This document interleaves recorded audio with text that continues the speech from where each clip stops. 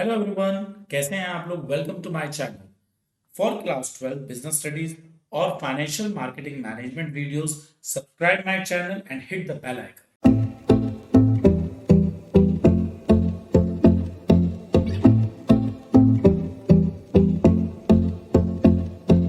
Hello everyone, कैसे हैं आप लोग। आज का सेशन हम लोगों का एक बहुत इंपॉर्टेंट सेशन होने वाला है। पहली बात, आप लोग मेरी ये फोटो फर्स्ट टाइम देख रहे हैं इतने एनलार्ज साइज में। कमेंट में बहुत सारे बच्चों ने मुझसे ये पूछा कि सर आपकी फोटो बहुत छोटी साइज में क्यों आती है। अगर मेरी फोटो उस स्लाइड में बड़ी होगी तो कंटेंट कम हो जाएंगे, और कंटेंट हमारी प्रायोरिटी है। कल सुबह आप लोग का एग्जाम है और आप में से बहुत सारे बच्चे बहुत डिमोटिवेटेड होंगे। कैसे होगा, पेपर टफ आएगा तो क्या होगा, अगर मुझसे एमसीक्यू नहीं होंगे तो क्या होगा, क्या जो मैंने याद किया है उसको बिल्कुल एज इट इज हम लिख कर आ सकते हैं, लेकिन मैं अगर वहां पर भूल गया तो, मुझे कोई एग्जाम्पल ना याद आया तो। आप लोगों के माइंड में ऐसे बहुत सारे क्वेश्चंस होंगे इस टाइम। आप एक बात बताइए, आपके साथ कल सुबह एग्जामिनेशन हॉल में जो क्वेश्चन पेपर आपके पास होगा वो कैसा होगा, क्या आपको पता है।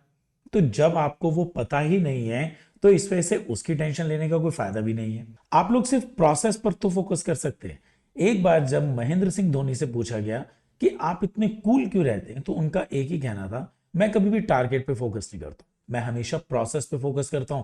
क्योंकि प्रोसेस एक ऐसी चीज है जो हमारे हाथ में होती है। रिजल्ट्स क्या क्या है, रिजल्ट्स तो कई बार हमारे एक्सपेक्टेशंस पर आते भी हैं और कई बार नहीं भी आते हैं। तो रिजल्ट्स के ऊपर अगर हम फोकस करेंगे तो कहीं ना कहीं हम लोग बहुत ज्यादा सोचेंगे, पेपर के बारे में सोचते रहेंगे, टेंशन लेंगे, और फिर ऐसा लगेगा यार अब तो तू पढ़ाई करना बंद कर, जो होगा सुबह देखी जाएगी। लेकिन अगर यही आप प्रोसेस पे फोकस करेंगे कि मेरे पास अभी 2 4 5 घंटे हैं, मैं उसमें थोड़ा सा एफर्ट्स कर सकता हूं, मैं और थोड़ा सा रिवीजन कर सकता हूं, तो आप बहुत अच्छा कल का पेपर करके आएंगे। बहुत से बच्चे ऐसे हैं जो इस टाइम ये सोच रहे हैं कि यार हम लोगों से तो पूरा साल में एफएमएम के स्कूल के अंदर पेपर बहुत अच्छे तो गए नहीं, प्री बोर्ड का पेपर बहुत शानदार नहीं गया, हाफ ईयरलीज में हमें कुछ आता नहीं था। तो इस वजह से आप किसी भी बात की बिल्कुल भी टेंशन ना लें। आप सिंपल इस टाइम बचे हुए कुछ आवर्स में अपनी पढ़ाई पर फोकस करें। आप प्रोसेस अच्छा करेंगे तो रिजल्ट अच्छा आएगा। एक कहावत है ना, do the best and keep the rest to God. Exam में जाने से पहले आप अपने नींद को बिल्कुल पूरा करिएगा। बहुत से बच्चे क्या करते हैं, लेट आवर्स तक जागते रहते हैं, सुबह जब वो एग्जामिनेशन हॉल में जाते हैं तो कहीं ना कहीं वो नींद में होते हैं। आप मुझे एक छोटी सी बात बताइएगा, क्या एक बच्चा जो नींद में है, क्या वो एमसीक्यू को बहुत इजीली आइडेंटिफाई कर पाएगा? क्या वो एग्जाम के अंदर बहुत प्रॉपर लिख पाएगा? आप खुद ही इसका आंसर जानते हैं, ऐसा बिल्कुल भी नहीं होगा। तो एग्जाम में जाने से पहले आप प्रॉपर नींद लीजिएगा, और एग्जामिनेशन हॉल में आप बिल्कुल कूल हेड जाइएगा। आप जो कर सकते थे अपना बेस्ट किया है, और मैं इतना जानता हूं कभी भी किसी की भी मेहनत वेस्ट नहीं जाती। आपने अगर ऑनेस्ट लेबर करी है तो उसके रिटर्न्स आपको मिलेंगे ही मिलेंगे। हमारे कॉमर्स में एक बड़ी बेसिक सी कहावत है, अगर आपने गुड डीड्स डेबिट करी हैं तो गुड डीड्स ही आपकी क्रेडिट होंगी।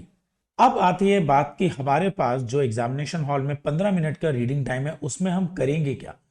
सिंपल सी बात है, आपको क्या लगता है इस 15 मिनट के रीडिंग टाइम में आप 30 क्वेश्चन एमसीक्यू के पढ़ पाएंगे, और उसके बाद आपको यह याद रहेगा कि मैंने फर्स्ट नंबर पे कौन सा एमसीक्यू पढ़ा था?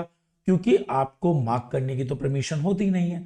तो इसलिए आप क्या करेंगे, आप एमसीक्यू की बजाय आप अपने सब्जेक्टिव क्वेश्चंस को ध्यान से देखेंगे। आप सब्जेक्टिव क्वेश्चन को पढ़ने के बाद यह आइडेंटिफाई इजिली कर पाएंगे कि मुझे 6 में से जो 3 क्वेश्चंस करने हैं, या 5 में से मुझे जो 4 क्वेश्चंस करने हैं, वो मुझे कौन से 3 और कौन से 4 क्वेश्चंस करने हैं। अगर आप लोग स्टार्टिंग में ही ये चीज डिसाइड कर लेंगे कि आपके पास जो सब्जेक्टिव पेपर है उसमें से कौन सा क्वेश्चन आपको छोड़ना और कौन सा करना है, उसका आपको ये एडवांटेज मिलेगा। आप लोगों ने वैसे एक्सपीरियंस भी किया होगा कि जब आप छोटे क्वेश्चंस पहले पढ़ते हैं और उसके बाद उन्हें करने के बाद जब बड़ा क्वेश्चन करते हैं, तो जल्दबाजी में हम क्या करते हैं, पहले क्वेश्चन को ही आंसर करना शुरू कर देते हैं। उससे ये डिसएडवांटेज रहता है कि थोड़ी देर बाद हमें पता लगता है कि यार ये तो इतना परफेक्टली हमें नहीं आता, हमें इसका सेकंड वाला ज्यादा अच्छे ढंग से आता था। तो इसलिए बेटर ये है कि जो 15 मिनट आपके पास होते हैं, 15 मिनट्स का रीडिंग टाइम है, आप उसके अंदर सब्जेक्टिव पेपर पढ़ने के बाद ये डिसाइड कर लें आपको कौन सा क्वेश्चन एग्जामिनेशन हॉल में अटेम्प्ट करना है। एमसीक्यू के अंदर याद रखिएगा, आप अगर ऑप्शंस भी लिखते हैं तब भी आपको पूरे मार्क्स मिलेंगे, आप अगर आंसर लिखते हैं तब भी पूरे मार्क्स मिलेंगे। Last but not the least, मैं थैंक्स बोलना चाहता हूं आप सब स्टूडेंट्स को जिन्होंने कमेंट में मैसेज करके मुझे मोटिवेटेड किया वीडियोस बनाने के लिए। आप सब मेरी यूट्यूब फैमिली हैं और मेरी यूट्यूब फैमिली कल का पेपर बहुत अच्छा करके आएगी। So all the best for your tomorrow exam. Bye bye.